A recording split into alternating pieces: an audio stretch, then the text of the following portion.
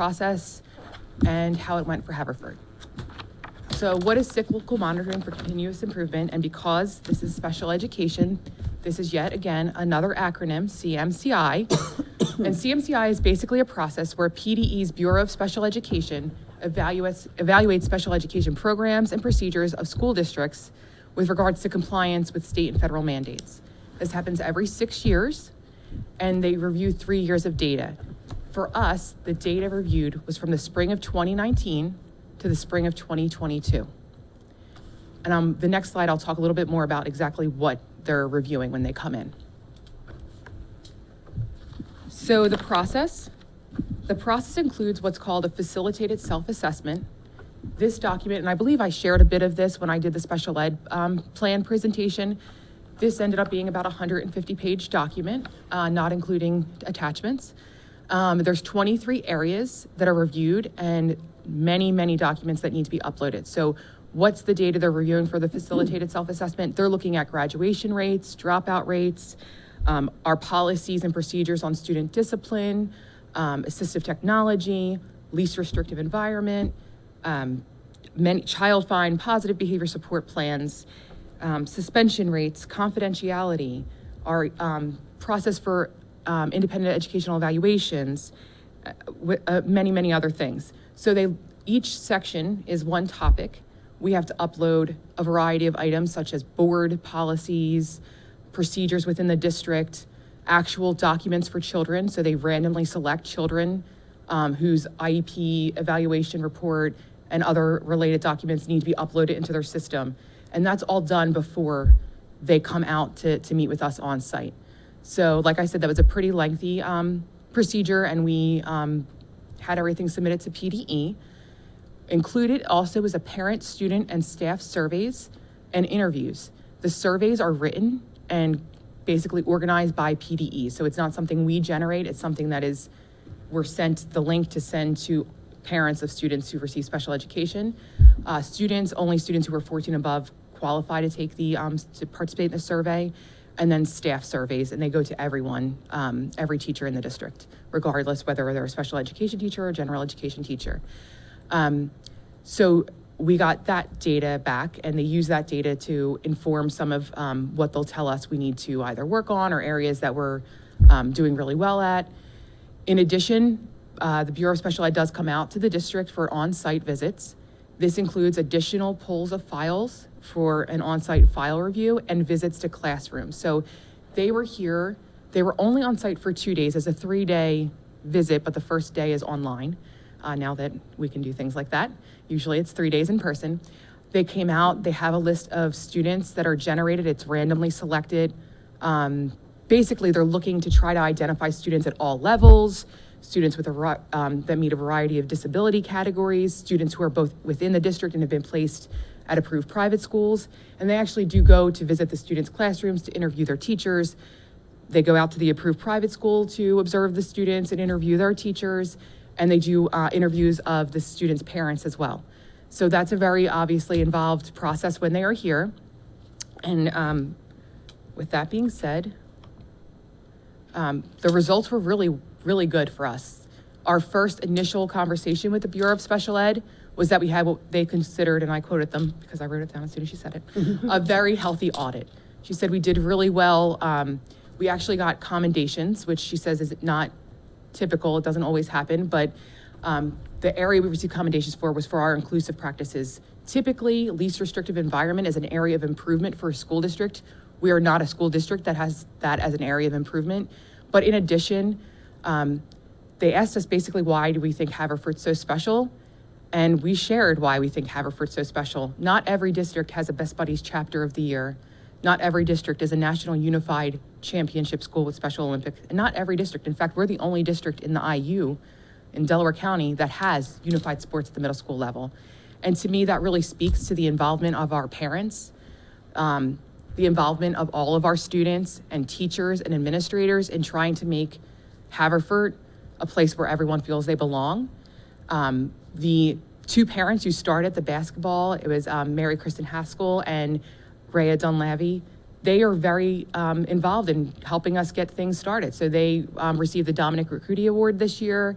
I email, with them, and that to me shows that our parents are working with our teachers and with our administrators to make Haverford the best environment for our children.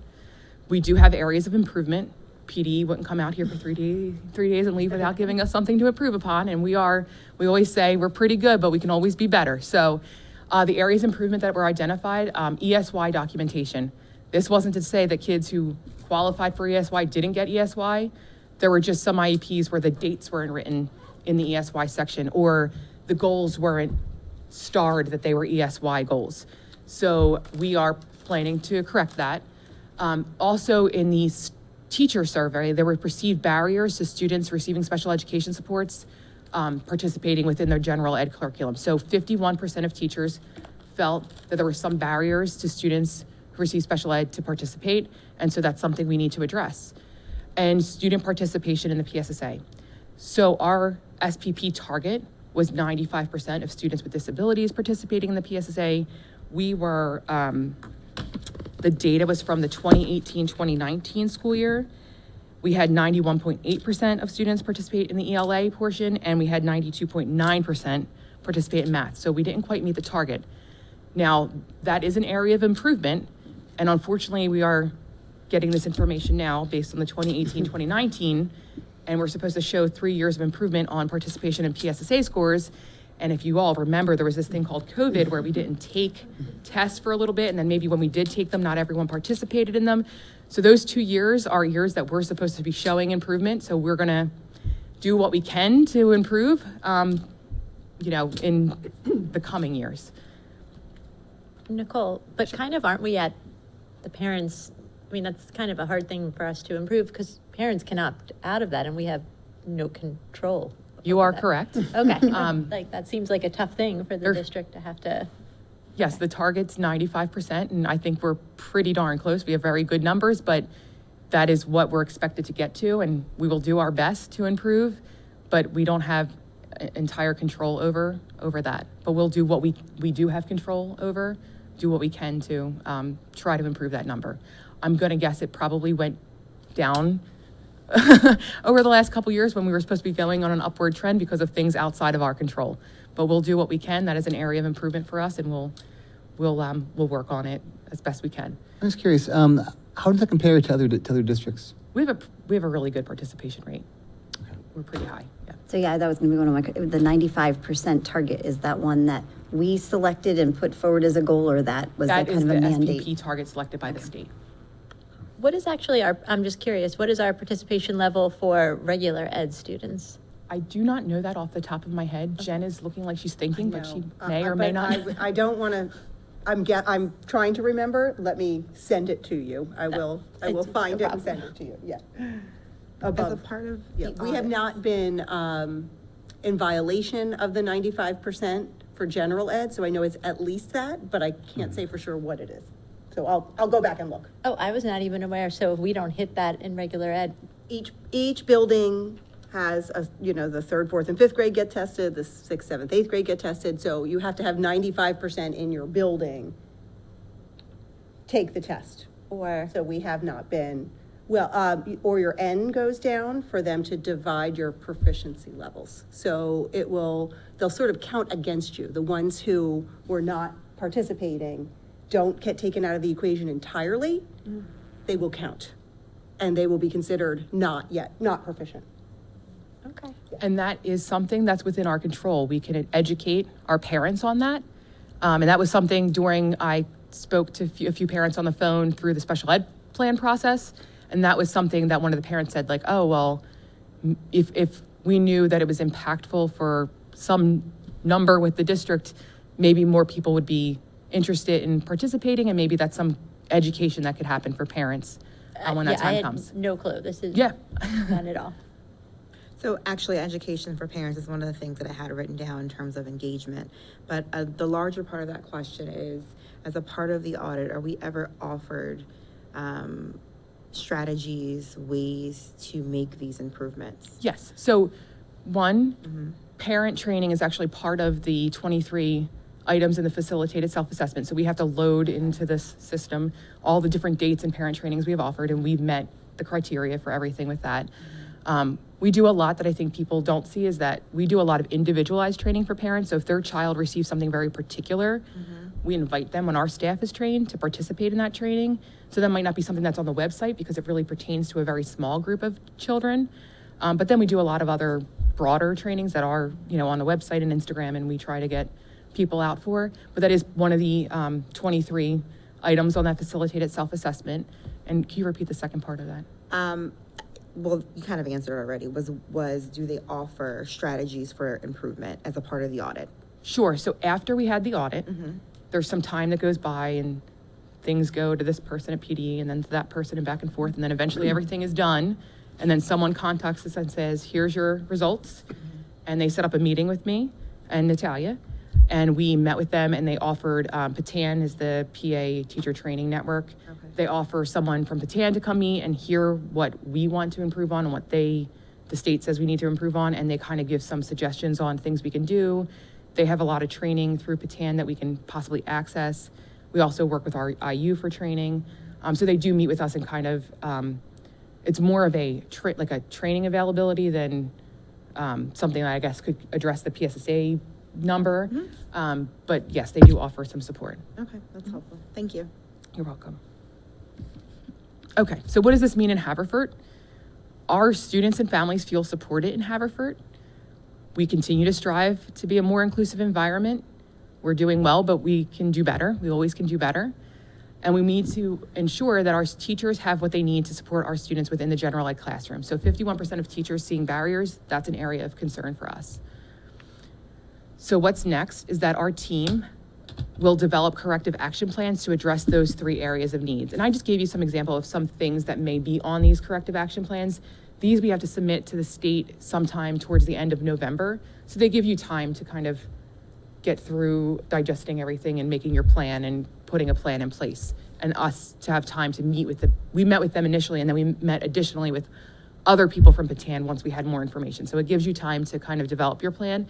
But things we see happening is that obviously our special ed teachers are going to receive additional training and some templates for making sure the ESY services are outlined appropriately in the IEP so that the dates are there, the goals are flagged, and that will be PD that will happen for all our special ed teachers.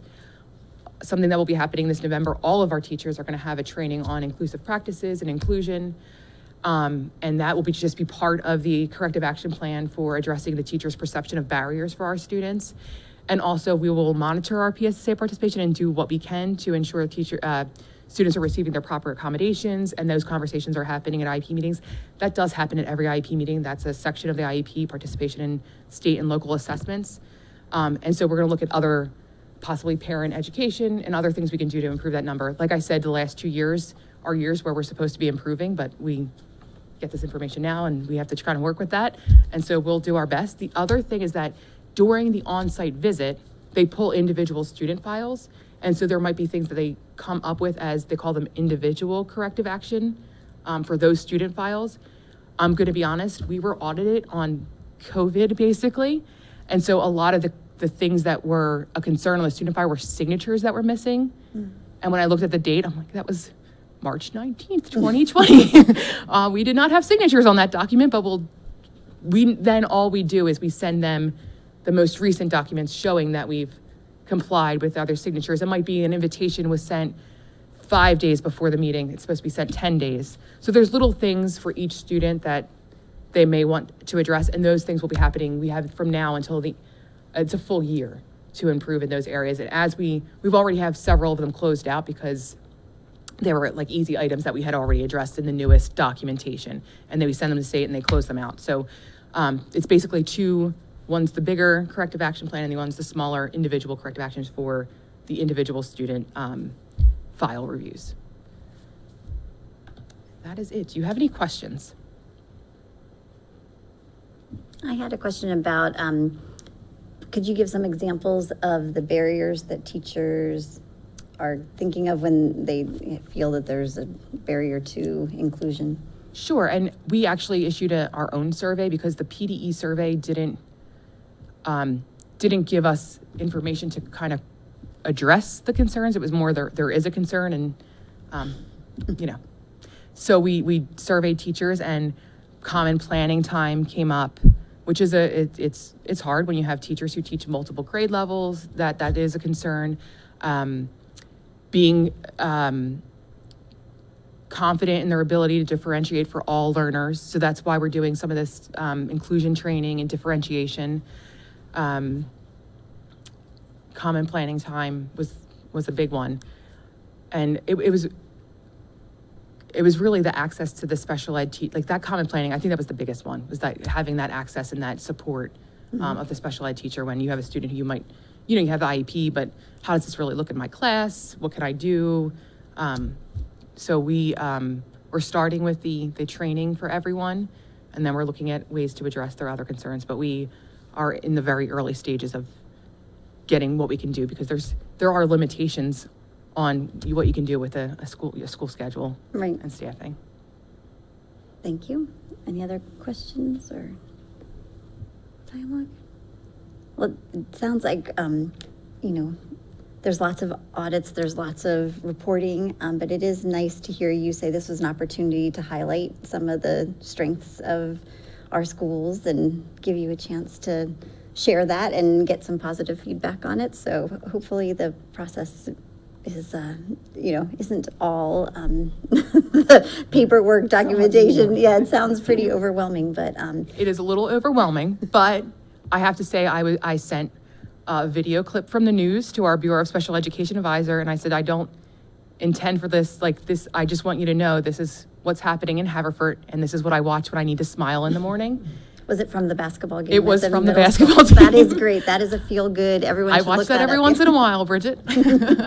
But that was a great experience to see other people, because when there's 4 people that were on site with us, and they were asking to come back the next time we have an audit, because they enjoyed so much being in our classrooms and talking with our teachers and our students and our parents.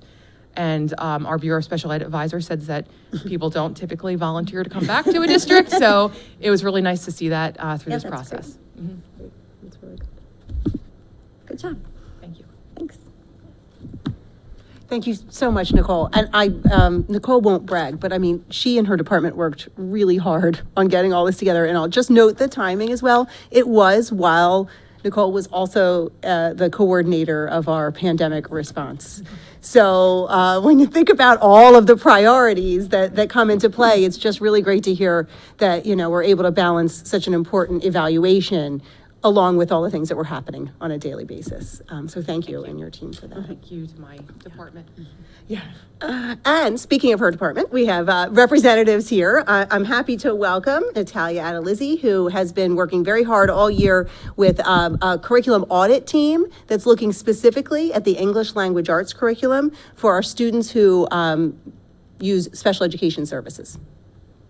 And we get like a preview forward and backward because I changed the order. So sorry about that. There you You know how go. good I am at the clicker. Yeah, that's If right. we are anything in special education, it is flexible, so. That's right. That's right. All right, well, good evening. Thank you for having me here.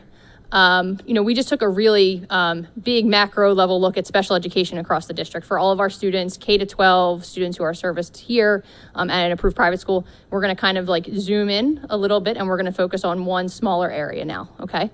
And we're going to look at the special education ELA audit update. So buckle up. Okay. So we have a focus, obviously, on continued improvement. And as a reminder, here is our special education audit cycle, which began in the 21-22 school year with ELA last year. You will also see, and I just want to note that we also had emotional support K to 12, in our audit cycle. However, after consulting with the various mental health professionals, it was recommended that we hold off on fully auditing our emotional support just due to the changing landscape of the mental health needs of our students right now. And so I just wanted to note that just so it wasn't breezed over. Here is our audit team. I want to really give a big thank you. This is a team that spent a tremendous amount of time, really tackling this process, reading a lot of research, looking at a lot of data, and I can't thank all of them enough. And you will see we really have a very wide variety of staff that were with us, everything from principals to obviously Sandy Connolly, our humanities supervisor. We have reading specialists, we have special education teachers, general education teachers, and that was really important for us because special education students, as you heard earlier, are serviced in every one of our classrooms, right? There's no classroom that students don't enter if they're in special education. So we really wanted to ensure that we had a really good representation to fulfill the needs of our students in ELA. So I'll use that term ELA throughout this evening, but just to give us a more definitive look, it encompasses decoding, comprehension, fluency, which is how fast and accurately you read, encoding, which is a very fancy way of saying spelling, and writing. Here are the steps that we have taken during our curriculum process. Tonight, I will be sharing the areas that are highlighted in blue. We began with our internal audit, which was looking at what we're currently doing inside of our district. We conducted meetings, met with teachers, and then we had some family feedback, which included meetings, as well as a survey that was sent to all of our parents. Our external audit did consist of looking at many other exemplary districts such as ourselves, but worked with the Bureau of Special Education Advisor that Nicole had mentioned earlier. Patton or Patan, it can be pronounced depending on where you are from in the state of Pennsylvania. There are two different pronunciations, shocking. But they really are like the Parent Assistance and Training Network, and I would call them like the training wing of the Bureau of Special Education. And so they have a lot of experts that they employ, and obviously also Delaware County Intermediate Unit. So we have been talking with all of those people throughout this process to really help us ensure we have the appropriate framework to look through this. So our internal analysis consisted of feedback from teachers, reading specialists, and administrators. We started this process by reviewing research from the top scholars in the area of reading, and really having a lot of working sessions around what does the current research of reading say, and to ensure that that was the lens that we were looking at that audit from, right? So we wanted to see what does the research say we need to do, and that's the lens that we're going into looking at our audit process with. Maybe like a conceptual framework almost, right? And so you'll see that we found both highlights as well as areas of improvement. And some highlights, as shown on the screen, revolve around the resources we have to address reading fluency. We have a lot of resources in this area to ensure that every day our children are being instructed with research-based practices on reading faster and more accurately. We have increased the number of teachers trained in multi-sensory, systematic, intensive reading instruction.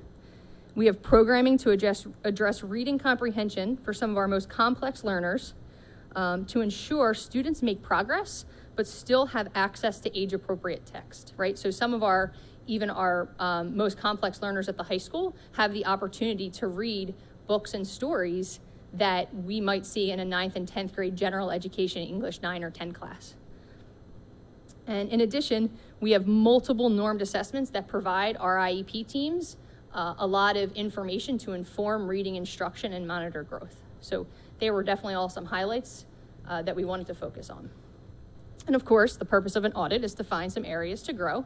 And as Nicole said a few times, we do pretty good, but we can always do better, and that's what our focus is for every child. So the challenge, but the beauty of special education, right, is that there are so many individual students who have so many individualized needs. And so what we found is that while we have some resources for reading comprehension, it's really important for us to almost, if you think of it as like a library, right, expand the number of resources that we have available for students and for teachers to utilize for students to address comprehension in grades K through 12.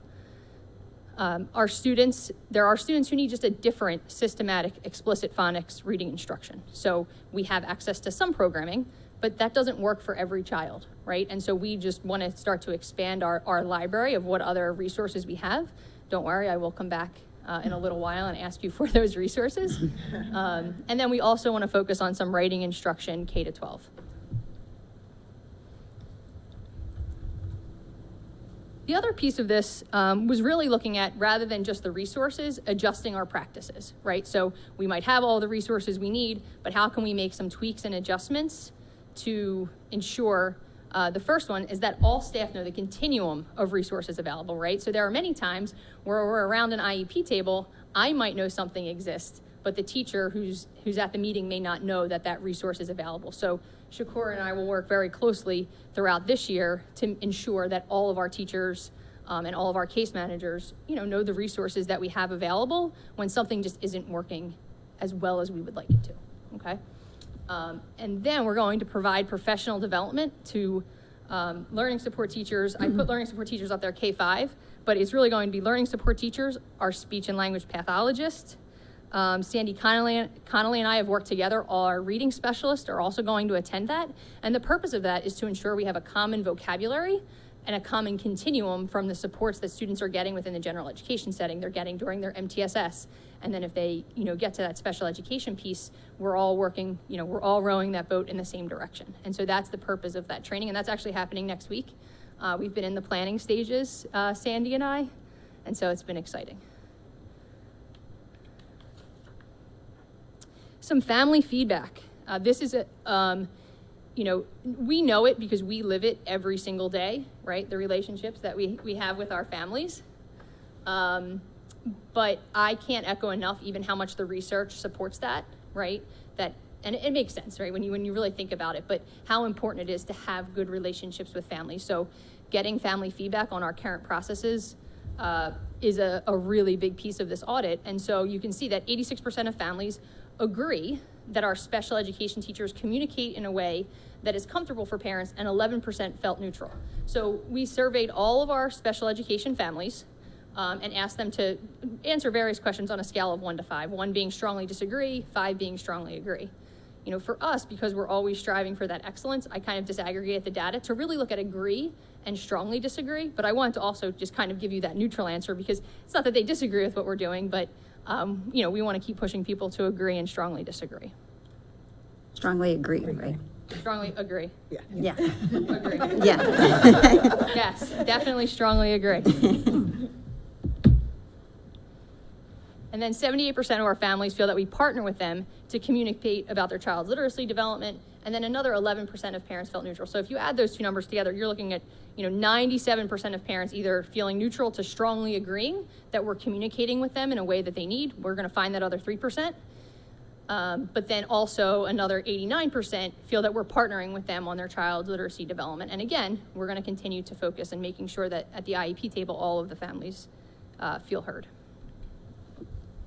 Some additional highlights is just consultation with the child's special education teacher when they have questions about literacy. That one of the most important things we do, right, is to teach children how to read. And so that is many times, often a very lengthy discussion at the IEP table. And so we really want to make sure that parents know that we are a resource for them. And I always say, like, the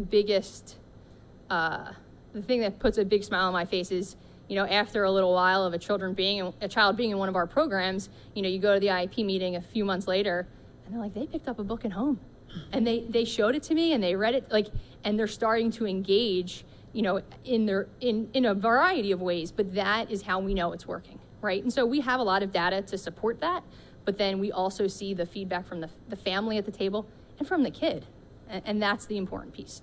And we don't want to lose sight of that, though the numbers also matter, of course.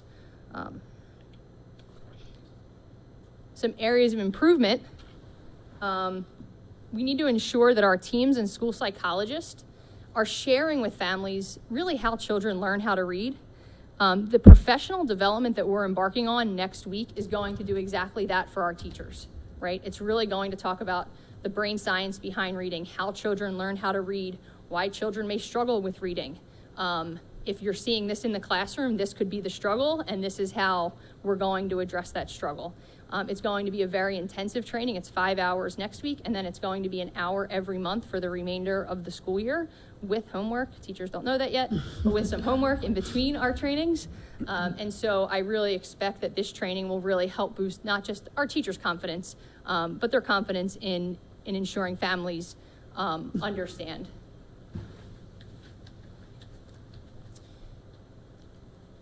And less families are in the agree. And so this is what I wanted to point out. So while if I pull in The neutral data, we can get back up to like 75%.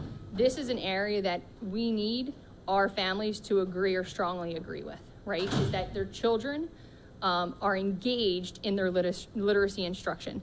And so, I'm going to take it back that we understand that for many of our children, it's hard.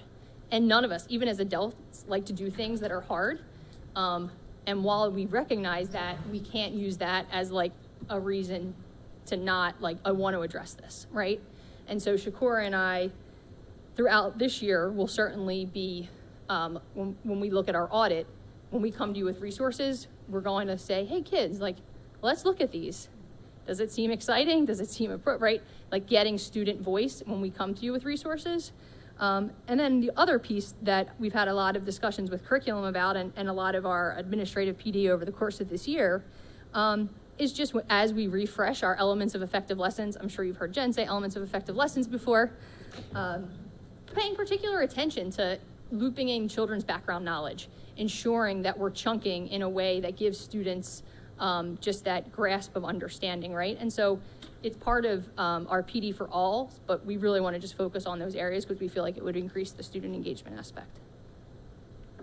And I'm just flying by, so if anybody has any questions. I have a question. Yeah. So to go back to the slides related to the areas of improvement, I know Sure. that you just spoke about, it's hard, it can be a challenge for children and families and maybe even for teachers and staff. Sure. Are there any additional resources that could be helpful? Are teachers acknowledging this part of it is more challenging than others?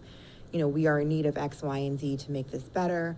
What responses are you receiving from teachers and staff? I think that's a great question. I think one of the, if you have a 5th grade student who's reading on a 1st or 2nd grade reading level, right? A lot of the instructional materials that are commonly available for 1st and 2nd graders may not have that same like social, right, awareness that like 5th graders are into different things and they want to be reading about different things, may not want to be reading about what was in those 1st and 2nd grade books that they maybe can read. But they do exist, and that's why I will be coming to you for some more resources, because that's how we want to expand our library, right? Of really finding some of those high interest, but very targeted levels that can still, be of interest to students. So that's a good, did I answer? You did, thank you. Yeah. And so as you can see, here's our little roadmap. We are right there in the yellow, so we're kind of right in the middle of this process. This began back in September of 2021. Right now, Shakura and I will work very closely to really, they're going to begin to look at different resources for implementation. As far as comprehension and expanding that library, that'll be something that they start as soon as teachers get back.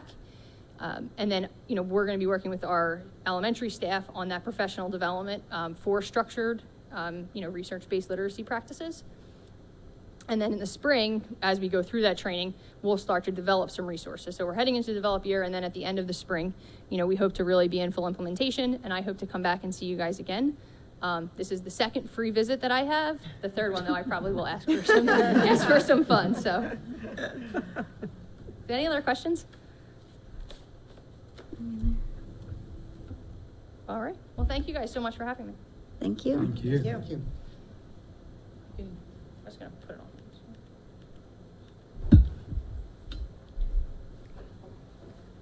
And I'll just mention that in addition to what Natalia shared about the group meeting, there have been countless conversations that Natalia and the team have been having with principals, with teachers, with reading specialists, all throughout the year.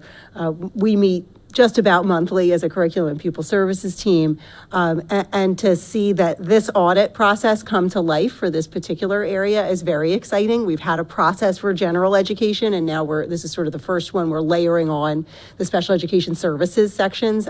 So it's been really great to see us be able to engage in that process in all areas.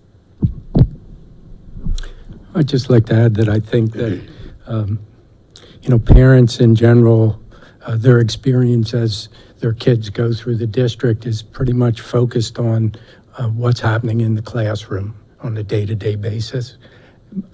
But one of the things that's become very clear to me over the years is how much other stuff is actually happening behind the scenes. there's a lot of meetings, and they're not just annoyances. You know, there's real work being done. And, you know, this evening we saw examples for special ed and English language arts, but it's, you know, across the whole curriculum, similar kinds of processes. The planning processes that go on all the time, whether the state forces us to do them or not. You know, just appreciate that list of folks who were participating in the process. Thank them all for their time and their input. Yeah, there's deep knowledge there of good teaching and learning how it takes place. What are some of the best strategies to ensure that it will take place? We're really blessed with the staff that we have and the sincere interest they take in this work. You know, I mean, I'm old enough to remember when school was just sort of some magical thing that happened in the classroom. The teachers just did it, you know. And as far as I knew at the time, there was no plan. It was just you showed up and it happened.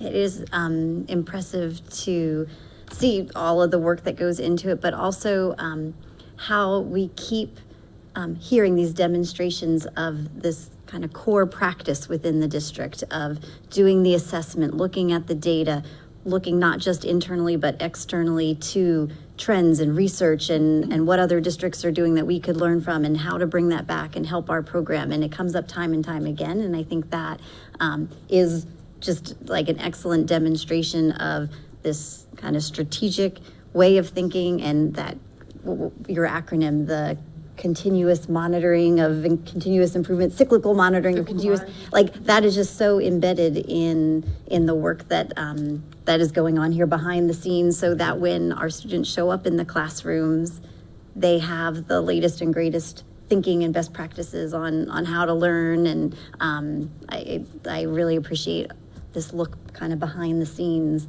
at all that goes into making our kids get the best available education. So if you don't mind, I just have two other items that are more like housekeeping or reminders before we conclude the agenda. One is we are still looking for a Latin teacher. So if anyone is aware of anyone who has or is interested in becoming a Latin teacher or obtaining a Latin certificate, we are still looking. That is not currently staffed. So if anyone out there in the world is aware of someone who is interested, please contact our HR offices, reach directly out to the high school. They can talk to you about what we're looking for. But just a little announcement, a little commercial for Latin teachers. And then secondly, just a reminder to the board, we did make available to the board in our last weekly update the DVCEE sort of list of offerings that are in there. That is just an invoice, so it's not a contract or anything with DVCE, it's just a regular invoice. So you will see that on the bill list at the upcoming board meeting. It's not like there's a separate item to see on the agenda. I just wanted to make sure you guys were clear about how that will appear. And that concludes the agenda that we had planned for the evening. Right. So the next item on the agenda is an opportunity for public comment. Do we have anyone who would like to speak to the committee? All right, stand up and say your name. My name is Rich from Florida. I live at 1246 Stowe Road in Haverford, Pennsylvania. And I am so happy I came to this meeting because you have given me a start on exactly why I came here, to be educated on what our plans are. And for those of you who don't know my background, I was a Title I reading coordinator at University City High School, and we did Department of Education audits every year. And back then we used the California Achievement Test, and everybody below the 25th percentile was eligible for a reading class taught by a certified reading teacher. And it was wonderful, the program that we developed collaboratively and implemented in our school. So I'm so happy to hear what I hear, and I support everything that is being done. And I have a lot to say about all the issues that were raised, and I don't have time to say it all tonight.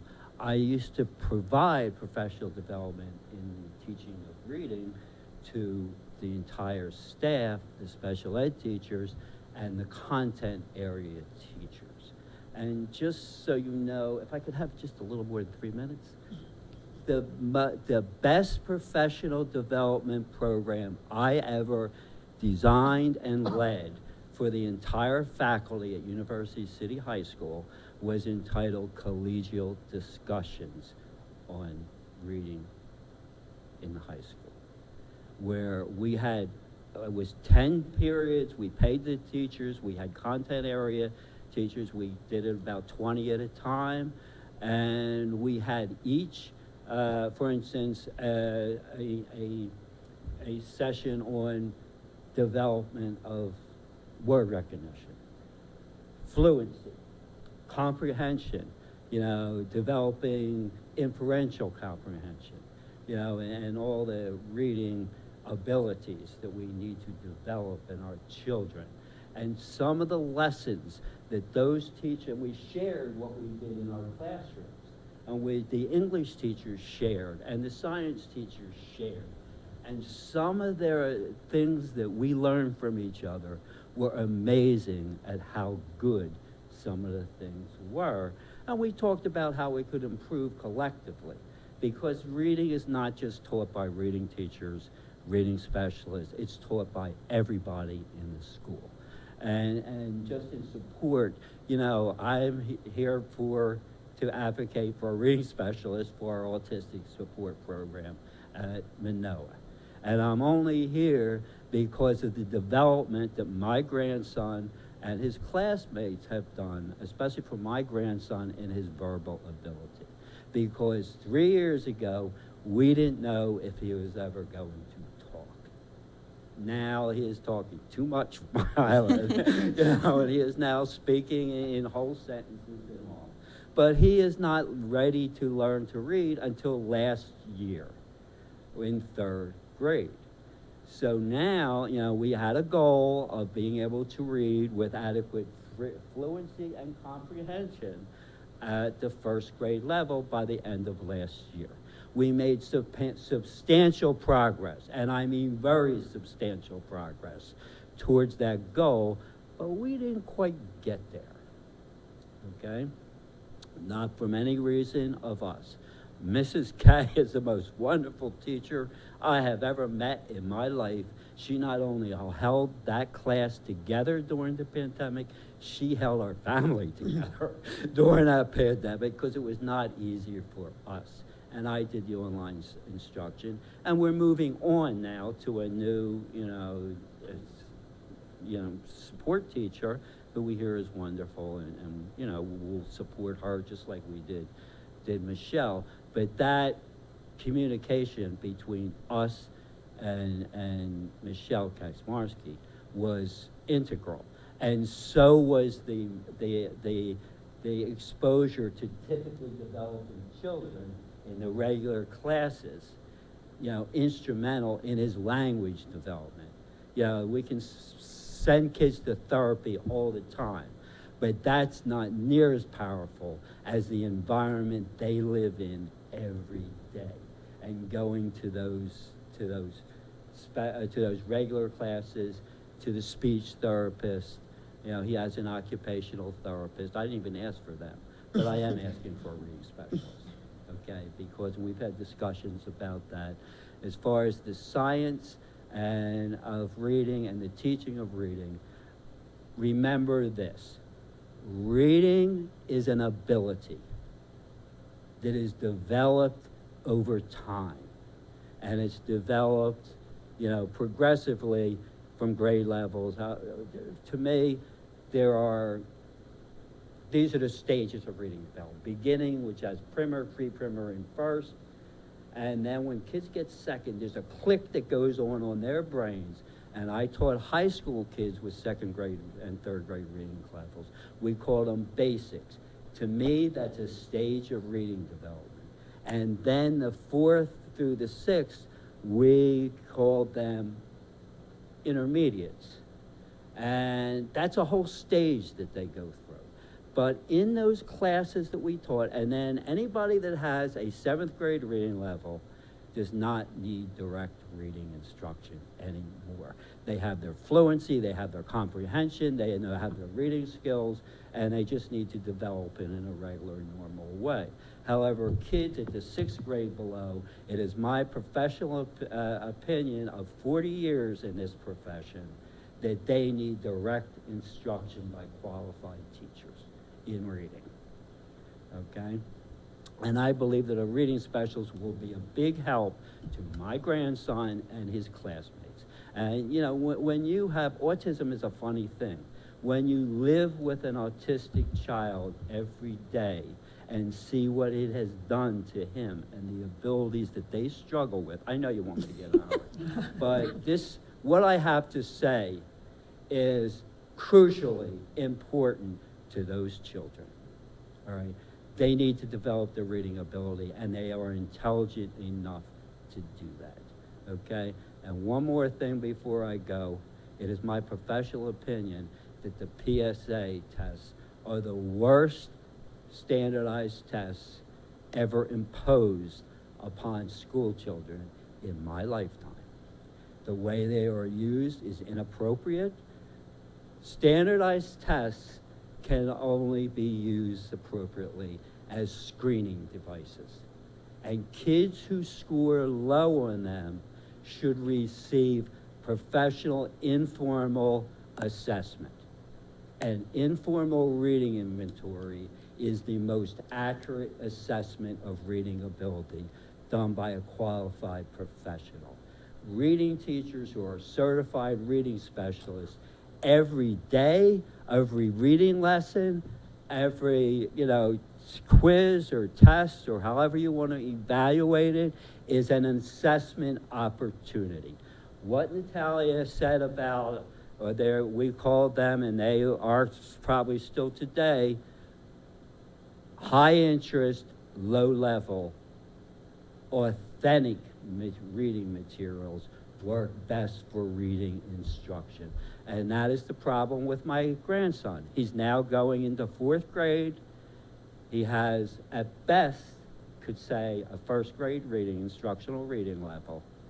And he needs authentic reading materials and excellent reading instruction. You cannot expect an autistic support teacher who has 8 autistic children in their classroom to meet all their needs. You can talk differentiation from here till the end of time, and they cannot meet their needs. Autistic children are difficult to teach. They all have their uniqueness, their individual needs, and they must be met. And we need a reading specialist, and we need it this year. Thank you. All right, and listen, is there any way I could go to this professional development program? Because that's my interest. I want to learn how to teach autistic children reading and develop the reading ability. And I want our district to learn how to do that the best way. And many of you I supported for election or on the school board because it's an equity issue to me. Right? Thank you.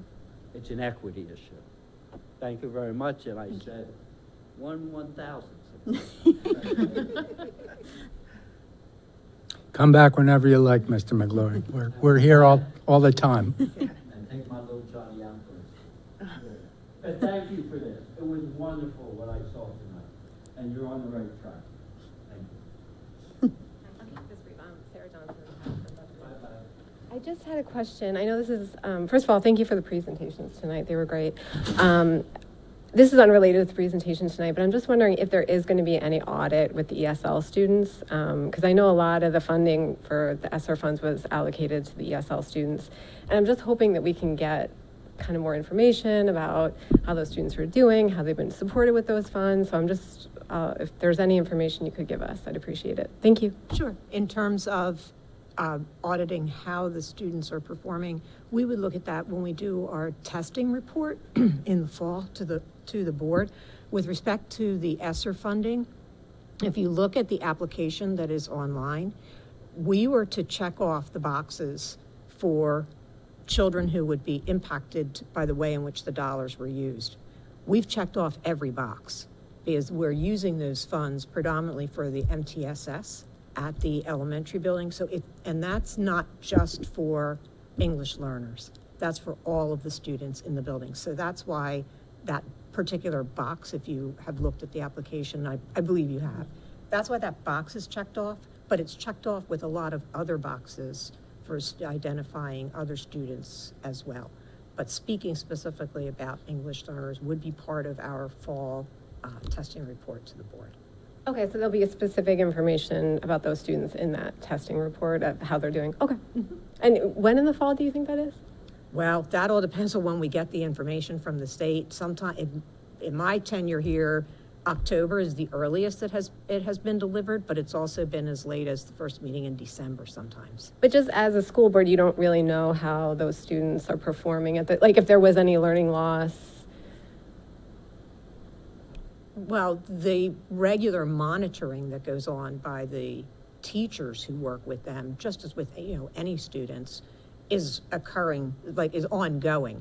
But you asked, would there be a reporting out? The reporting out is usually from a broader perspective, the district-wide testing. Okay, I guess I'm just specifically trying to figure out if there was more learning loss with those students. Okay. And if there is more support that we could. Follow up with the ELL teachers and stuff. Okay, all right, thank you. Anybody else? I think then that concludes our business for tonight's Curriculum and Pupil Services Committee. The meeting is adjourned. Thank you. Thank you.